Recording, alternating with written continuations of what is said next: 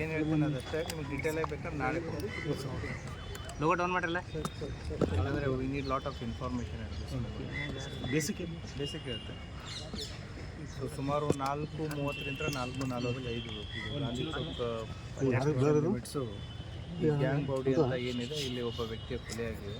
ಆತನ ಹೆಸರು ಫೈಜಲ್ ಇನಾಮ್ದಾರ್ ಅಂತಂತೇಳಿ, ಏಜ್ 21 ವರ್ಷ. ಈತ ಕೊಲ್ಲಾಪುರದಲ್ಲಿ ಕೆಲಸ ಮಾಡ್ತಿದ್ದ ಅನ್ನೋ ಮಾಹಿತಿ ಬಂದು 2 ದಿನ ಆಗಿತ್ತು. ಸೊ ಈತನ ಕೊಲೆಯಾಗಿ ಬಂದ ತಕ್ಷಣ ಪೊಲೀಸರು ಇಮಿಡಿಯೇಟ್ಲಿ ಸ್ಪಾಟ್ ವಿಸಿಟ್ ಮಾಡಿದ್ದಾರೆ. ಯಾಕೆ ಬಂದಿದ್ದರು, ಯಾರು ಹೊಡೆದ್ರು, ಏನಾಯಿತು ಅನ್ನೋದ್ರ ಬಗ್ಗೆ ತನಿಖೆ ನಡೀತಾ ಇದೆ. ಈಗಾಗಲೇ ಸೋಕೋ ಟೀಮು ಮತ್ತು ನಮ್ಮ ಫಿಂಗರ್ ಪ್ರಿಂಟ್ ಟೀಮು ಎಲ್ಲ ಬಂದು ವಿಸಿಟ್ ಮಾಡಿದ್ದಾರೆ. ಮೃತದೇಹವನ್ನು ಈಗಾಗಲೇ ಹಾಸ್ಪಿಟ್ಲಿಗೆ ಶಿಫ್ಟ್ ಮಾಡಲಾಗಿದೆ.